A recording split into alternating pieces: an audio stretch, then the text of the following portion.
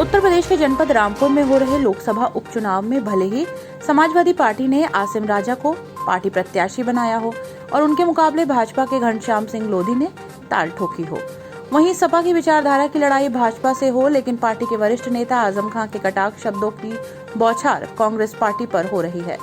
वो संजय गांधी से लेकर कांग्रेस से ताल्लुक रखने वाले नवाब परिवार पर भी कटाक्ष कर रहे हैं। आजम खां की बयानबाजी से जाहिर हो रहा है कि इस उपचुनाव में आसिम राजा नहीं बल्कि आजम खां खुद चुनाव मैदान में है और उनका मुकाबला नवाब खानदान से है, जबकि कांग्रेस ने यहां से किसी को प्रत्याशी घोषित नहीं किया है। लेकिन धीरे धीरे माहौल 2 साल बाद यानी कि 2024 में होने वाले लोकसभा के चुनाव की तैयारी को लेकर बनाया जा रहा है। आजम खां ने क्या कुछ कहा बिलासपुर में आयोजित जनसभा के दौरान, आइए सुनते हैं। सपा नेता आजम खां अपने ऊपर हुए मुकदमों का जिक्र करते हुए कहते हैं कि इतने बहुत से मुकदमे होने के बावजूद भी एक मुकदमा भी हुकूमत मेरे ऊपर करप्शन का, बेईमानी का या रिश्वत का नहीं कायम कर सकी। वहीं इस दौरान आजम खां ने इमरजेंसी का जिक्र भी किया। आइए आपको सुनाते हैं कि आजम खां और क्या बोले लोगों को संबोधित करने के दौरान। गोल्डन टेम्पल के साथ क्या हुआ था भूल गए आप लोग। नारा लगा था बेटी एक सरदार की, देश के गद्दार की। उस वक्त कोई सिख नहीं था, कोई शख्स नहीं था जो उत्तर प्रदेश की विधानसभा में, क्योंकि ये मामला हिंदुस्तान का था, लेकिन उत्तर प्रदेश की विधानसभा में आज भी हमारी रिकॉर्डेड तकरीर है कि ये नारा देने वाले कभी देश के वफादार नहीं हो सकते कि बेटी एक सरदार की, देश के गद्दार की। कोई ट्रेन में नहीं चल सकता, बस में नहीं बैठ सकता, सफर नहीं कर सकता, अपनी शनाख्त नहीं बता सकता, अपना नाम नहीं बता सकता।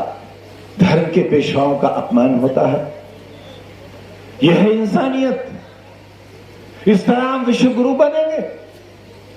पैगंबर इस्लाम की तौहीन करके हम विश्व गुरु बनेंगे? दुनिया तबाह हुई जा रही है और हम उससे सबक नहीं देते।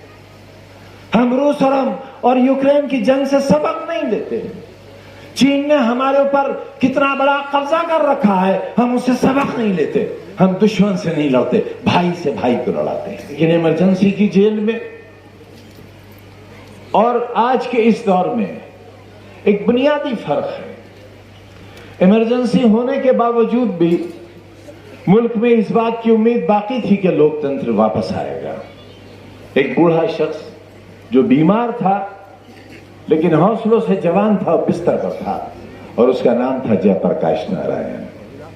उन्होंने अपने बिस्तर से एक इनकलाबी नारा दिया कि निजाम बदल दो, जो निजाम इंसानों को इंसाफ न दे सके, जो सरकार दस्तूर की पासदारी न कर सके, संविधान की हिफाजत न कर सके, पूरे मुल्क को कैदखाना बना दे, एक ऐसी सरकार को पलट देना चाहिए। और एक बूढ़े आदमी के कहने पर हिंदुस्तान की सियासत का तख्ता पलट गया और हिंदुस्तान की इस तरह सियासत बदली कि कांग्रेस का हिंदुस्तान से सफाया हो गया। मिसेस इंदिरा गांधी इलेक्शन हार गई। पार्लियामेंट में मुतालबा हुआ कि मिसेस इंदिरा गांधी को सख्त सजा दी जाए। मिसेस इंदिरा गांधी का पासपोर्ट जब्त कर लिया गया ताकि वो बैरून मुल्क भाग ना जाए। लेकिन 2.5 साल का अरसा ही गुजरा था कि हिंदुस्तान के लोग अपने पर हुए इमरजेंसी के जुल्म को भूल गए। क्या जुल्म था इमरजेंसी का? मिसेस इंदिरा गांधी के एक बेटे ने कहा तुर्कमान गेट को देखकर कि यह छोटा पाकिस्तान मुझे बर्दाश्त नहीं होता। मैं अपने हिंदू और सिख भाइयों से कहना चाहता हूं कि हमारी यह साझा विरासत है, सैकड़ों और हजारों साल की हमारी तारीख, हमारा इतिहास, कि हम एक साथ रहे हैं, एक साथ जिए हैं, एक साथ मरे हैं, और इसी को गंगा जमुनी तहजीब कहा गया है। लेकिन आज ये एक जुमला होकर रह गया, सच्चाई नहीं रह गई। और नतीजा क्या हुआ? नतीजा यह हुआ कि तुर्कमान गेट पर सारी सड़क खून से नहा दी गई। देशबंदी के नाम पर बहुत ज्यादती हुई लोगों के खिलाफ। न जाने कैसे ऐसे वाकयात हुए जिनका जिक्र आज यहां करने से आपका दिल दुखेगा। और मैं नहीं चाहता कि एक आधी सदी गुजरने के बाद उन जख्मों को याद दिलाया जाए और उन जख्मों को कुरेदा जाए।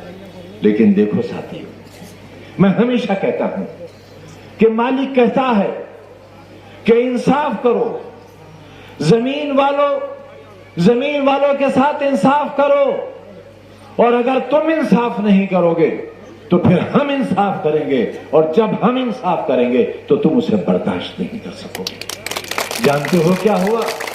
मिसेस इंदिरा गांधी का वही बेटा जिसने नसबंदी के नाम पर हर जुल्म किया था, जहाज से उड़ा था और जब जमीन पर गिरा था तो मां अपने बेटे की शक्ल नहीं पहचान पाई थी। यदि आपने बदला हमारी उस तन्हाई की तकलीफ का, यह सिला आपकी वकालत करने का मिला, हमें दुनिया के साथ लड़ जाने का यह सिला मिला। देश का गृह मंत्री हर सभा में यह कहे कि माफिया नंबर 1 आजम खां, अरे आपने भी तो वही कर दिखाया। अमरजीत सिंह को हराकर आपने साबित कर दिया कि हां, जो वो कहते हैं वो सही है।